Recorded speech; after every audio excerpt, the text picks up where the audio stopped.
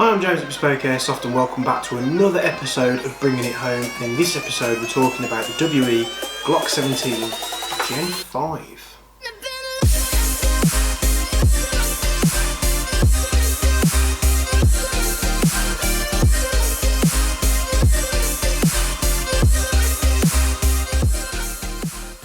So the first thing you might be thinking is, do we need another Glock 17 on the market from the likes of WE? But well, don't go away. There's a few little differences on this thing that perhaps may sway you picking this one over the old versions. So the Gen 5 is supposed to mimic the real Gen 5 in terms of aesthetics and functionality and appearance. There's a few little upgraded revisions here and there. The first one to come to mind when looking at it is the sort of the chamfered front end, easy to put in holsters. It gives it a bit more of a sleeker look and not so boxy. I'll do a quick overview of the rest of the bits and pieces, then I'm going to get another camera in so you can see these a little bit more clearly. But this is going to be more ambidextrous friendly. So you've got an ambidextrous slide release, you've got a magazine release that you can switch from left to right hand side depending whether you're a left or a right handed shooter. The takedown levers here that you pull down to remove the slide are the same as before. It's a very reminiscent of a Gen 4 style frame. The only difference is being that you can switch the magazine release over. You've got a cutout at the front of the magazine here, and you've got a flared magwell, as well as having a new bumper style to the bottom of the magazine. The W Glock Gen 5 magazines will have the magazine cutout section on either side. This is actually a sample that we had before we had these in stock, so it's the one that we've got here. It didn't have a Gen 5 magazine, but that's the difference between the other generations of those gas magazines. Same on the 19 as well. So we'll delve into this a little bit closer. We'll get the overhead camera in because it's going to be easier to see these bits and pieces as I tell you about them. But as a quick overview, looking at this thing, it feels like a Gen 4. You know, it doesn't look like a Gen 4 because you've got the flared magwell, you've got the chamfered front on the slide there. Ambidextrous slide releases, they've been around for some time now. They was available on some of the models, not all of them. What would have been nice to see on the Gen 5s is their extended slide release on both sides, where they had that little notch which made it a little bit easier to operate with gloves on. But from the most part, I can tell you it is a Gen 4 lower with a few iterations here and there. Don't get me wrong, the flare magwell is nice, but it's not going to make you be able to insert the magazine at super fast speeds. If anything, it more helps with putting the magazine in at a slight angle. So it's not like you can put it in far to the left or the right and it's going to slide in like, you know, some race pistols or something like that. But if you are sort of on target and your magazine's more canted to the left or to the right like that, it does make sort of finding the magazine well a little bit easier. But you can buy those as aftermarket upgrade parts for the Gen 4s, Gen 3s and such forth. You'll still find the useless safety lever on the front here. This is a bit of a pain in the backside, especially if you put it on accidentally and you're in a game and then you go to fire it and it's not working. So always before you go into a game, make sure that's clicked off because you don't want that to happen.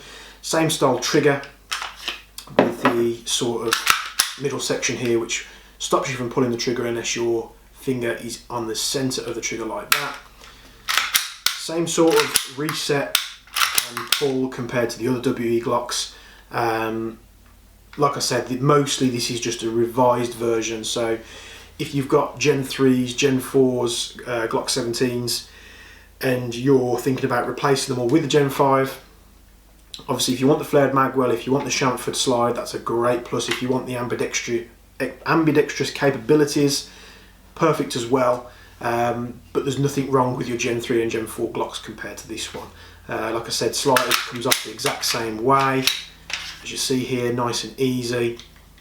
And looking at the internals here, we can see some similarities from the previous models. So we'll go away, we're back in just a second, and we'll get this under the overhead camera and we'll show you more in depth on what I'm talking about.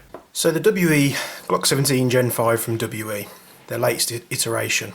They're doing this with the 17s and the 19s, and to be honest, although it's not like an absolute ridiculous new thing that's going to change the industry, it is nice that they've covered these little bits and pieces to bring you perhaps a revised version of their 17 and 19 lineup. And the reasons why you'd be choosing these over the standard Gen 3s or Gen 4s, I mean, Gen 3s sort of speaks for itself. If you want sort of the original Glock 17 with the smaller magazine release and the different style frame, then that's probably the one that you're going to choose. I think it's more in terms of the Gen 4 and the Gen 5 is where you're going to pick one or the other. Frame wise is in style and everything else, they're very much similar. The magazine release is very much the same size, the triggers are the same, everything, all the controls are in the same places that you would expect them. Like I said, you've got a flared magwell on the Gen 5, which puts it as, in my opinion, it puts it in front of the Gen 4 because it's an added feature. You've also got a quiet section on the front here for when you're pulling your magazines out, if you've ever got like dirt or dust or anything like that in between your magazine and your frame. It's obviously going to be a little bit more difficult to pull out. We've all been there. We've been in the mill some events where you've pulled this out, you've shoved it in, it's got a bit of grit, and then you're sort of hitting your mag release, it's not coming out. It just gives you that purchase on the bottom of the magazine like that, just to pull it out.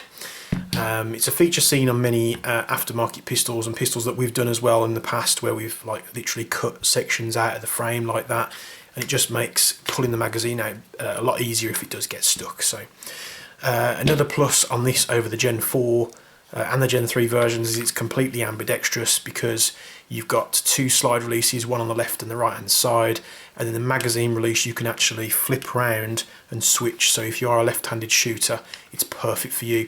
There's a lot more left-handed users out there on the airsoft in the airsoft community now.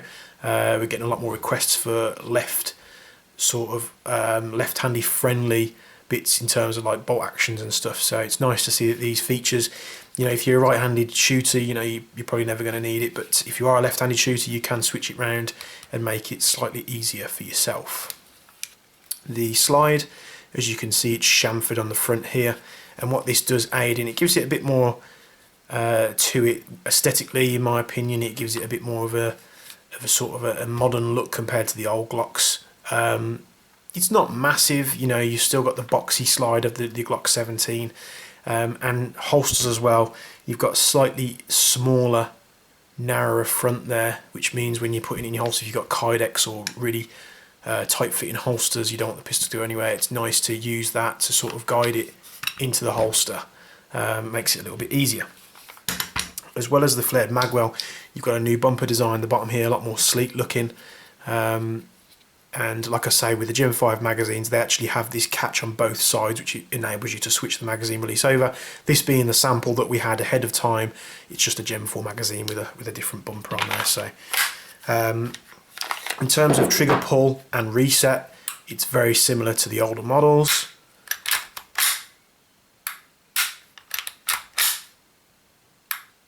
Still nice and snappy.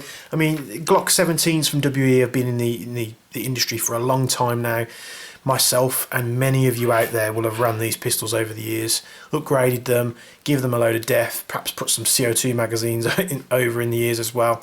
They do seem to be quite relentless in terms of the way they're used and how they last. I mean, there's probably some of you out there that will have had problems with the W17s now. WE have not been without their issues by any means, but I would imagine that the most common pistol on the field is probably a Glock 17 from WE, just because of how popular these are, especially to the new starters as well. So we're just going to pop the slide off. You just pull down these little tabs on either side, pull them down, the slide comes off the front there. You'll see for the frame, if you're familiar with the older versions, the Gen 3s and the Gen 4s, and I'll keep saying it, you'll see a lot of similarities here. Not really much has changed. All the internal components tend to be the same as the older models, but there was nothing, if it's not broke, don't fix it. The only exception is this cutout for the right hand side slide release. So that's a nice feature. They're going to have to mould that into the frame and put the extra components in, so that's the only differences I can see here. On the slide, everything seems very similar. A few little sort of upgrades here and there. It's nice to see a stopper on this now. So many different manufacturers and brands do things differently with their slide, their return springs and guide rods. And usually the Glock 17s, I mean, it's going back a while when I used a Glock 17, but it was literally just a fitment where it sat in the front there, so it's nice they've put a little notch on there to keep it in place. Hop unit as well and the outer barrel look very much the same as previous models, but this is good because all your aftermarket upgraded hop units, inner barrels, hop rubbers, they're all the same components. So if you've got those parts lying around or you're not sure which parts to get, the ones for the older generations will fit this as well, with the exception of the hop unit just being that if it is an upgraded hop unit and it hasn't got that little notch there, I know Maple Leaf do an upgraded hop unit for the WE17, the older versions. If it hasn't got that there, it might be an easy thing to put on. You might not even need it. The older models didn't need it. It's just a nice feature there. So I imagine Maple Leaf and other companies will be coming out with hop units if there is any differences there. But using VSR bookings, VSR style cut barrels, like gas blowback barrels, so you know your Maple Leaf rubbers and your other bits and pieces will go in just fine. Looking at the rear of the slide, not too many differences. It all looks like the same components, same piston, same nozzle. Again, you know, the amount of these that are on the market for the amount that go wrong, they're a very reliable pistol. Iron sights and bits and pieces are probably going to go on as well with aftermarket bits and pieces. As you can see, you've got the normal style Glock 17 sights on there. Nice and easy to use, nice and easy to see, whether you're in the daytime or the night time, if it's a bit like it's getting sort of dusk in woodland and such. If you're doing a lot of CQB and you're doing dark environments, it's probably worth getting some tritium sights or some just glow in the dark that charge up once they've been in a light environment. So it's good to see that they are making little improvements here and there, because let's face it, at the end of the day they could have just changed the frame and made that different. They didn't have to change the internal components as well, but it looks like they are making some little changes to make these pistols better. So for those thinking that this is just another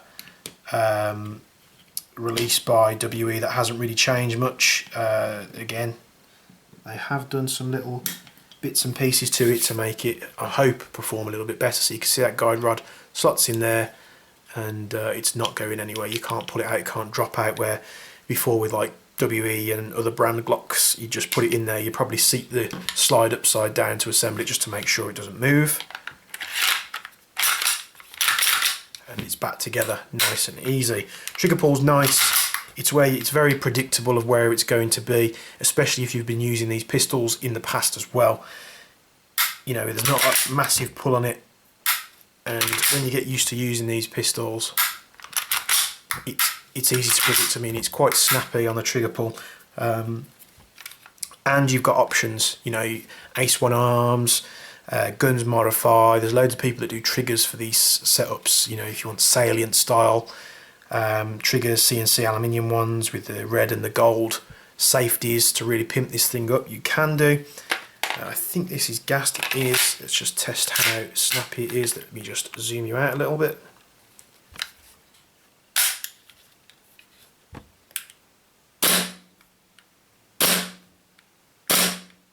So nice and snappy. It locks back. So I'll quickly go shove it through the chrono. The green, put green gas in the magazine. It's going to be at room temperature. The magazine isn't cold at all, but I imagine it's going to be somewhere between 300 and 320 FPS. So we'll get that chronoed and then we'll do a quick accuracy shoot and then we'll come back on camera.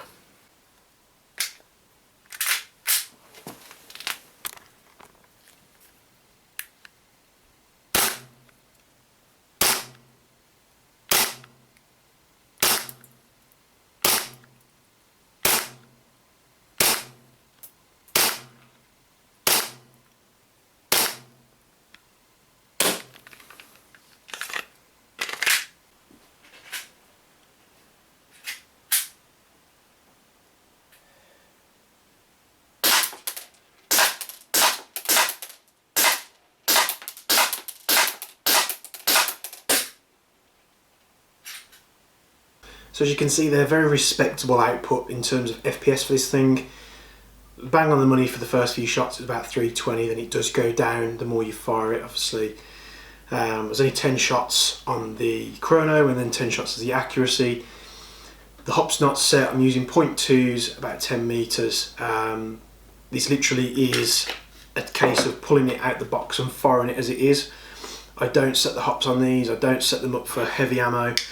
There's no trickery involved in trying to get great results out of these. It's literally telling you as I see it. So, .2 BBs, 10 rounds in the magazine, gas the magazine up, popped it into the gun, wrap the slide, and then literally just point and fire it. There's no sort of staggered firing or firing from a you know, sort of a fixed position where it can keep it nice and steady.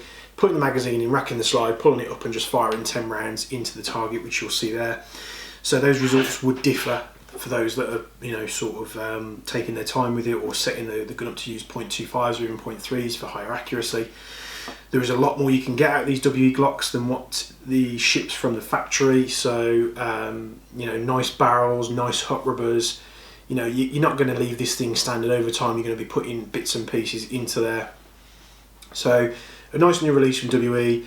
Nothing that breaks the internet in regards of new releases. It is just a run-of-the-mill Glock with a few upgrades here and there. But if you're looking at the Gen 3 and the Gen 4 Glocks and you want a little bit more feature-wise, like I said, they come blank, they're not traded because they're an unlicensed product. But you can find these and all the others on our website, bespokeairsoft.co.uk. And if you like this, give us a thumbs up, hit the subscribe, hit the bell notification if you want to be alerted when we upload new videos. We'll be doing a lot more of these. We've got some more WE pistols to bring your way, and we'll see you in the next video. Thank you.